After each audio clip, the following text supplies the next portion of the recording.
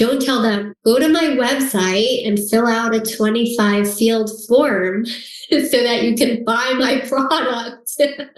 Just give them one really easy action. Reply yes to this email, click this link, schedule a meeting, whatever it is. Make it easy for them to take the action that you want them to take. Welcome to Your Intended Message, the perfect place for leaders and promising professionals who want to convey the intended message for greater success. Every week, we interview experts who address the challenges and best practices to deliver your message effectively. That might be one-to-one, one-to-few, or one-to-many. And perhaps the most important conversation, one to self. I'm your host, George Torok.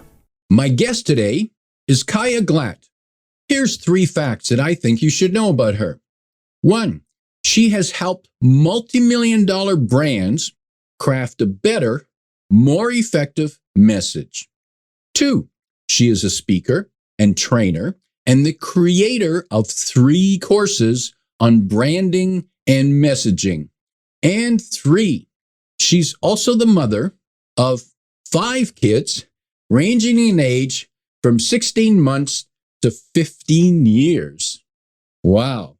I imagine at least you don't have to go far looking for a babysitter. That's true. Chaya, welcome to Your Intended Message. Thank you, George. Thanks for having me. I'm really excited to be here. Delighted to be talking to you today. And one of the monikers or one of the messages that you talk about is the MAD branding strategy. And does that mean that you're angry or just crazy? Not angry and only mildly crazy. So I call it the MAD formula because that's an acronym for the market, audience, DNA, which are the 3 parts that go into the formula, and it's madly effective. Market, audience, DNA. Well, market, of course, is intuitive. That makes sense. But then you talk about the audience, and what do you mean by the DNA? The DNA of the audience? So when we talk about market, that's your competitors. So what's already out there, what everybody else is already doing, been there, done that. The audience is your audience who you're trying to sell to. The DNA is who you are as a brand. So what makes you awesome, the areas where you've innovated, the team that you've put together, that is sometimes one of your biggest uniques. So we dig down into all those things, and that's your brand DNA.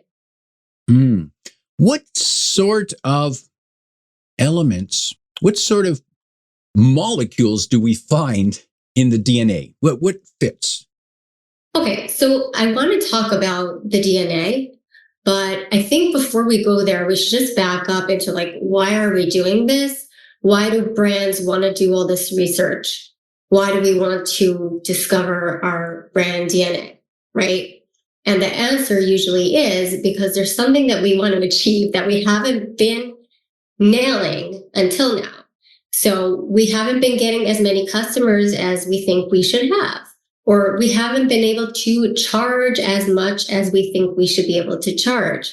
And I see this all the time, especially with brands that say, this is nuts because our competitor is charging 3 times our prices and we're better than they are. So why are they able to do that and we can't, right? And then we want to solve those problems. And that's where the MAD formula comes in. We're here to solve the problem using the MAD formula. So for example, figuring out how you can charge more for your services, the answer lies in the market, the audience, and the DNA. So the DNA part is what makes your brand unique. And that's going to be something different for every brand. So it might be your customer service, the way you do things, more kindly, more generously, more expertly. Those are 3 things that I see a lot. It might be your actual product is unique. There's something that you have to bring to the market that's different than what everyone else has. So that brand DNA is something that you really need to flesh out and figure out what it is so that you can then project it to the world and explain to them why, for example, your prices are worth paying. Chaya, I've seen a lot of companies that their message is something like this. We've been in business for X number of years. We provide good service and we have a guarantee. So what? Right, right. And the truth is that all of those things are not bad, right? It's good that you've been in business for 20 plus years. It's good that you provide good service. It's good that you have a guarantee. I'm sure that helps people feel comfortable with the purchase decision because they know that there is a guarantee. But, like the name of your podcast, your intended message is to tell the customer why they should buy from you. And when the customer hears, we've been around for 25 years, we have good service, we have a guarantee, those things are, number one, something they hear from everybody else as well. It's very rare that a message like that is truly unique. And number two, those things are hard to believe. They're not persuasive, right? So you've been around for 25 years, so what? Maybe you've been doing a terrible job for 25 years. So why should I care? We have good service. What does that even mean, right? I want to know how that's going to change my life, how that's going to make a difference, how that's going to solve a problem for me. And the guarantee, okay, but I don't even care about your guarantee because I don't know yet if I want your product. Once I know I want your product, if I hear there's a guarantee, that's cool. That's the icing on the cake. Awesome. I have no reason to say no, but it doesn't make a difference to me yet if I don't know that I want your product. And I think that's really like one of the biggest mistakes that brands make is just thinking that they can say whatever they want and it doesn't need to really be very meaningful at all. And somehow their customer is going to get it, that they are an industry leader, that they are truly experienced. They are not going to get it because you haven't said anything meaningful to them. Industry leader. I've seen companies and organizations claim to be a leader or claim to be number one. And I'm leery because my first thought is, really? Prove it. Exactly. And when people say that, what could they be doing instead? Or what could they do to provide at least some context to that? Okay. So first of all, if you're calling yourself an industry leader and you really are, great. Good for you. You have, you're a leader in your industry, meaning that you're better than a lot of other brands out there. What you can do is, first of all, make it very specific. Instead of saying we are an industry leader, say what specifically you are doing better than others. So if you're a shipping company, right, and you're an industry leader, instead of saying we're the leading shipping company, say we have 75% less delays than any other brand in this industry. And that right there just won my trust. Now I believe you. And now I actually care because I don't really care if you're a leader, but I do care that my shipment shouldn't be delayed. So making it specific makes it more credible and makes it more persuasive. So what you want to do is, number one, have a specific positioning statement for your leadership. So tell me exactly what makes you a leader in this industry. And number two, back it up. Have a fact or at least an anecdote or a case study that will back up that statement and make me believe it. And so that might be that they won an industry award, or they were voted number one in a newspaper poll. So those are great. Those are helpful. Those are little logos and emblems that you can display on your website. And you don't necessarily even have to say we're an industry leader. You can put your positioning statement, make it specific, make it about the customer and how you are going to help them solve a problem. And then right next to that statement, you have that little badge that shows that you won this award, and it kind of backs up your credibility as well. So it doesn't have to go down the path of saying we're an industry leader and the way that you know it is that we won this award. Words are I believe what convinces. It's not as much as we like images and photos, and they might help the message, but I think it comes down to the words. Would you agree with that? So, George, that's such a good point. And a lot of the time, it really depends. When we're talking about a service business where there's going to be a human being who's delivering on, then the words, or in the case of, if it's a website or an email, it's the copy that does the heavy lifting and the heavy selling. When we're talking about a physical product, right? Like if you're selling an iPhone or a hairbrush or whatever it is, any physical product, then the images are going to be equally important. And that's especially true for lifestyle brands where you're trying to build an emotional connection, you're trying to attach a certain status to your product, right? So nobody needs a $1,000 handbag. So those images need to tell the story of why you want to buy this $1,000 handbag when you can get one for $10 at Walmart. So in a service situation, yes, the words all the way. In a product where it's a physical product, then I think both the images and the words carry a lot of weight. I'm going to stick with the words for now. Yeah. And the message that's written on the website, how might that differ from a message that's perhaps in an email? How are those different? That's a great question. So whenever we talk about any kind of copy, it's always about who's in your audience. Now, on your website, there's a really diverse audience because anybody, anywhere could be landing on your website, where it might be a longtime client of yours. It might be an investor who's thinking about investing in your company. It might be a prospective employee. It might be a prospective client, right? All kinds of people are coming to your website, and each of them needs to find what they are looking for. So your website has to be built with multiple messages, or at the very least, one universal message that appeals to all of those audiences. With email, you have a lot more control. You are sending an email to an individual, and you know exactly who's going to be reading that email. And that's true even if you have an email list and you're blasting this to thousands of people. You can segment that list so you know who's going to be reading. Is it going to be a director of marketing? Is it going to be a freelance copywriter? Is it going to be a business owner? And you can tailor your content to that one reader. So you have a lot more control over what kind of copy you're going to be putting in there. And you only have to focus on that one reader. When you're sending that email and you're trying to connect with that one reader, how do you put them in your message? So you make sure that your message is about them and not about you. Okay, so let's just make this more concrete. Let's come up with an example of something you might be emailing somebody about and how you would make it about them instead of about you.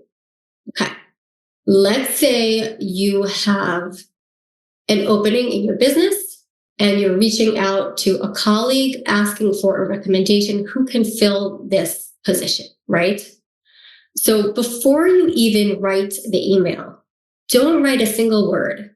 First, come up with a plan and think to yourself, why should this person want to help me with this? Why should they want to take this action, right? What will it do for them? What's in it for them? And sometimes the answer is really simple. In this case, well, it's a colleague of mine. They feel good about helping others. They'll want to help. All I need to do is make it very easy for them. Oh, so now that I know my job here is to just make this really easy for them, I'm going to make sure to put very specific details about exactly what role I'm looking to fill, exactly what qualifications the person needs, exactly what they should do in order to refer somebody. Should they reply to my email? Should they send them a link to an application page? Because all I need to do is make it really easy for my colleague and they'll be happy to help. So you see how we kind of like went through a process where I go outside of my own mind about what I want, right? And I enter into their world, and that gives me a lot more clarity about what needs to be done. They don't need persuading, but they do need me to help them not waste their time because they don't have time to be like, what kind of role are you looking for? What are the qualifications that you need? If they need to answer my email with all those questions, they're not going to bother. So just making it easy is what needs to be done in this situation. And I admire that thought process that you just went through there, which is probably a good model for anyone to go through before they write anything to anybody, starting with, well, okay, here's what I want, but why would they do this? Why would they care? Well, because they know me and they care about me, and they might want to help me. Okay, so what's going to be their concern? Well, they probably want it as easy as possible. So that thought process is something we don't normally put ourselves through. We just put our pen to paper or start typing away on our computer, and we just type out the first words that come to our mind about, this is what I want, or here's what I got for you. Well, why would you care what I've got for you? So that's a powerful process. And when you sit down with your clients and you help them go through that process, do you start with those questions, or are there other questions that you also ask them to get them in the right mindset? Absolutely. So we actually have this exercise, George, that we go through where I have a table with columns. And we go through each of the services that they offer. And we say, okay, what's the name of the service? Who is it for? What problem does it fix?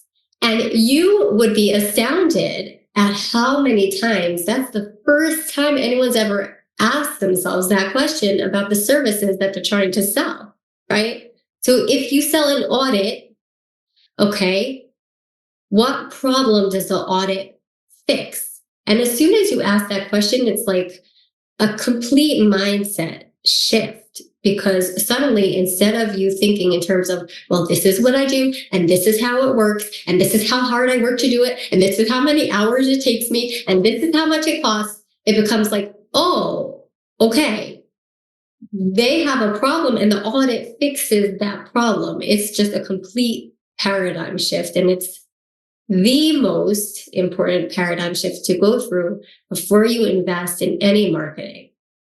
And I can't help but think, and tell me if this has happened to you, those phone calls from people selling duct cleaning. They all they do is they're selling duct cleaning, but they don't approach why. And perhaps maybe they would be better off if they start saying, well, now you've got the furnace on. Have you noticed it's kind of dusty in the house? Or have you noticed people coughing? Or if they started with those kind of questions, people might go, yeah, you're right. As opposed to, hi, you want to buy duct cleaning? Exactly. I think of it as a service to humanity, that you just say right off the bat who this service is for and who it's not for, right? So if you're not having that problem, you don't need duct cleaning, and you're not wasting your time or our time. So it really is just a service to humanity to be very clear about what problem you solve and who you solve it for. Chaya, what are some of the mistakes that you see companies making with their branding messaging? Okay, so there's so many mistakes.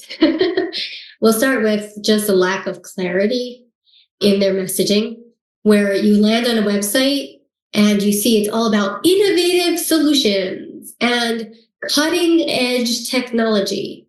And within 5 seconds that you have somebody's attention, you lost them, because they don't know innovative solutions for what? Solutions to what problem? Cutting edge technology. What about it is cutting edge? Those two phrases that I used just now are probably the most overused phrases in marketing. And the sad part, George, is that many times it's actually true. This brand really is very innovative and has astounding technology, but they're failing to communicate what the benefit of that is. And they're failing to communicate specifically what that technology does or what problem it solves. So that's one of the biggest mistakes I see. Another big mistake I see is having broad promises without any credibility to back it up.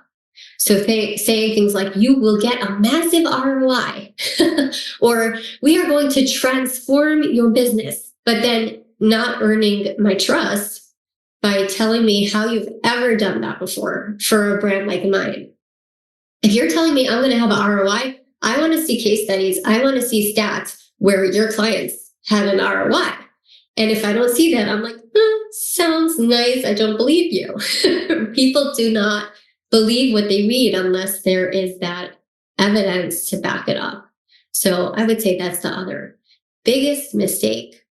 And then lastly, I think this mistake happens with the most educated brands that have done a good job in their messaging, and they are telling a problem solution story, but they're missing the differentiation. So even though they've made it clear, let's say, for example, that I have a problem and I need duct cleaning, they haven't made it clear why I need them to do the duct cleaning. I can just walk away and be like, okay, I do need duct cleaning. Thanks for the reminder. I'll go with the other guy. You need to have a clear differentiator that tells me why that duct cleaner needs to be you. Chaya, when you're promoting your services to prospective clients, how do you position yourself? How do you grab their attention? Okay, so that's such a great question. Thank you, George. So we talk about the problem that my clients have, which is most often being a high achieving B2B, right? You are doing an amazing job with the services that you offer, and you have many satisfied clients. But there's something missing in your messaging and marketing. So the world is not seeing who you really are and what's so excellent about you. And because of that underestimation, you're losing clients, you're falling behind the competitors, and you just feel like you're not reaching your potential. So what we do is we go into that MAD formula, we figure out what it is your audience is really looking for, we figure out what that big differentiator is for you, and then we make sure to work out a really powerful message that tells your customer how you're going to solve the problem, earns their trust with credibility at many, many points in the website, not just like a section with testimonials on the bottom.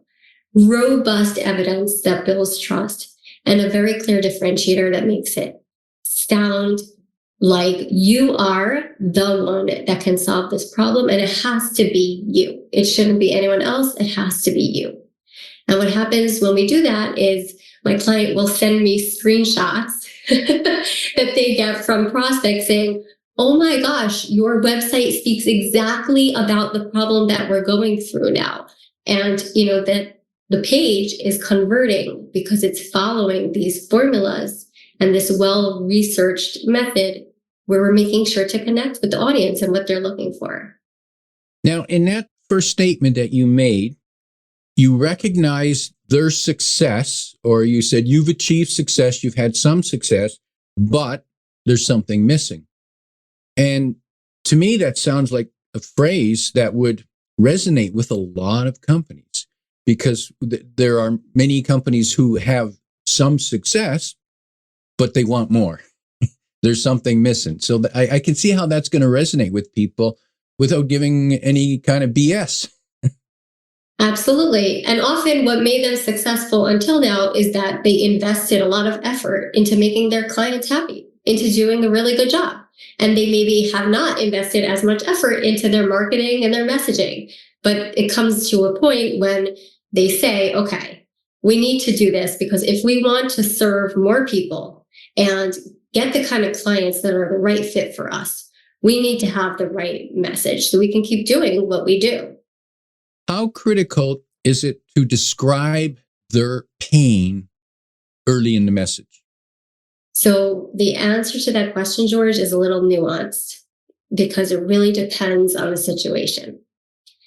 How much you talk about the customer's pain or how early in the messaging is all going to be a strategic decision that you make based on the research that you've done. So I'll give you an example in the mental health field, right? If you are messaging for a mental health provider, you're not going to put a whole lot of agitation in there because the person knows that they are in pain, right? If the person is a substance abuser, we don't need to tell them, you're wrecking your life and your family is being destroyed because of your behavior, right? That would be like really not a good decision to include in your messaging. So the amount of pain that you talk about and the amount of agitation that you do is always going to depend on who your audience is, what their level of awareness is, what they're ready to hear, and what's going to just push them into denial. We don't want to overdo it on the pain. We want to give them something to aspire to, something to desire. Like, let them envision how amazing things are going to be with this solution, instead of just crawling into the little hole and saying, oh, I'm bad. I haven't done well until now. I'm in a corner. Okay. So we need to be sensitive to the audience in terms of the pain. When we're offering a solution, do we need to show them right up front that we have a solution from beginning to end, or do we simply need to paint a possible picture of where they could be? Okay, that's an awesome question. So it depends. You want to include enough meaty detail about your solution to make it credible, right? I need to know that there is a process that's going to get me to these fabulous results. If I don't see that, I'm like, sounds nice, but you're not telling me how you're going to do it. So that's all just kind of like, what are you, a magician? I don't believe it, right? So you want to have enough meaty detail that I can read your process and see, oh, okay, this is how you do it. That makes sense. But not too much detail that I'm just like overwhelmed. I don't need to know every one of the 5 steps plus the sub steps to all of those 5 steps. That's going to be information overload for me, and it's going to turn me off, because I'm like, this sounds like so much work. I don't want to go to 17 meetings, right? So I would boil it down to 3 to 5 key points in your process that you want to talk about, but not a lot more than that. How important is it to have a phrase that pays, and how often should one repeat that? It's a really good thing to have. It's a branded asset. So it's something that, is associated with your brand that nobody else can say. If it's fun and memorable, then that helps a lot too. You don't want to repeat it multiple times in one communication. You can say it once, and after that, it becomes like you're Dr. Seuss. It just becomes juvenile if you repeat your catchy phrase more than once. So save it for either your email signature or one time within each piece of communication, but not more than that. It's more important to be meaningful, to be real, to be communicative, to build trust, to tell the story. And that little catchy phrase is helpful, but don't overuse it. If I'm going to write a prospecting email, how much time should I put into writing that email? That's a really good question. It's hard to quantify how much time it's going to take you to go through this process, but I would tell you what the process should be. And however long that takes you, you'll kind of decide, is the payoff worthwhile for me to invest that much time? But the process is, you take the time to get to know the person who you are reaching out to. So as much as possible, you do your detective work. You check out their social links. You check out their website. You check out if they have a podcast, what they talk about on their podcast. Try to find out what their pain points are. So if they're posting about some of the issues that they're experiencing, you read up on that. If they're on Reddit talking about, asking questions, now you know what their questions are. And that's really the biggest, investment of time on your part. Once you've done your research and you know about this person who you are reaching out to, that's when you go through that thinking process where you think, okay, what is it that I want them to do? And what's in it for them? What is it that they want that will make them want to take this action? And you share that information with them, and then you make it really easy for them to take action. So don't tell them, go to my website and fill out a 25 field form so that you can buy my product. Just give them one really easy action. Reply yes to this email, click this link, schedule a meeting, whatever it is. Make it easy for them to take the action that you want them to take. How can your message help qualify the prospect so that they can read it and they can go, oh, I can't afford them, or they're not for my kind of business? How can you clarify? Because there are some people you want to make it clear, I can't help you. How do you put that in a message without offending anyone? So people actually do not like to have their time wasted. I personally find it more offensive if somebody wastes my time than if they tell me straight out, this is not for you. This is not a fit for you. So, for example, if you are an automation guru and you only work with coaches, consultants, and creatives, you'll put that in the hero of your website. Like, let that be the first thing that people see. This is automation services for coaches, creatives, and consultants. And then if I don't fall into that category, I'll say, oh, okay, not for me. So if you serve a very specific vertical or industry, just say so. Make it clear right from the get-go so that others know that it's not for them. And if your prices are premium or are high-end, list them on your website. Have a starting at price so people can see, this is not in budget for me, and they will appreciate the fact that you haven't wasted their time. And I can appreciate, I notice on your LinkedIn profile, you mentioned a little bit about pricing there, just to give people an idea, can I work with you if you're a small organization? Yes. And here's what the fee range is going to be. Typically, however, though, it's going to be more like this. So people right off the bat can go, oh, okay, that's in my budget, or, ooh, can't do that. And so right off the bat, you save them time. Exactly. I want to help you. I don't want you to waste my time. I don't want to waste your time. So I'll just tell you how much you can expect to pay for my services. And that way we'll both be happy. Chaya, you've got some free resources on your site for people. Who will get the most of that? So most of my resources are for marketers. I also have resources for entrepreneurs. So if you are thinking about marketing in any capacity, whether it's for your own business or because you are a marketer, you'll benefit from one of my free trainings or resources.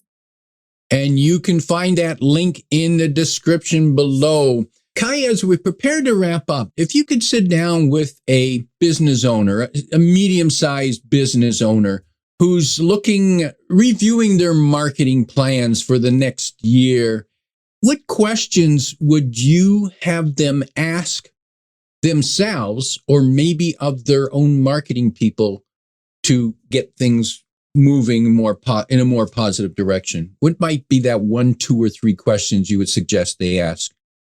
I would say take a look at your biggest branded assets, whether that's your website, your company page on LinkedIn, or the brochure that you're using at trade shows. And take a look at that and say, is this a true representation of who we are? Does it give our customer strong, compelling, and credible reasons to choose us? Does it back up our claims with trust building data? So everything that we say is very believable. And is it a unique story that no one else can tell? If the answer to all of those things is yes, you're doing a fantastic job. If the answer to any of those things is no, you want to take a second look, do a revisit, maybe do an audit of your brand and make sure that your message is going to be more on target for all of your future efforts. Good advice. My guest today is Chaya Glatt, reminding you that you start your message by thinking about the customer's why. If you like what you heard, tell your friends and post your 5-star review on Apple Podcasts, because that helps more listeners find us. Come back every week for more practical insights to help you deliver your intended message. I'm your host, George Torok.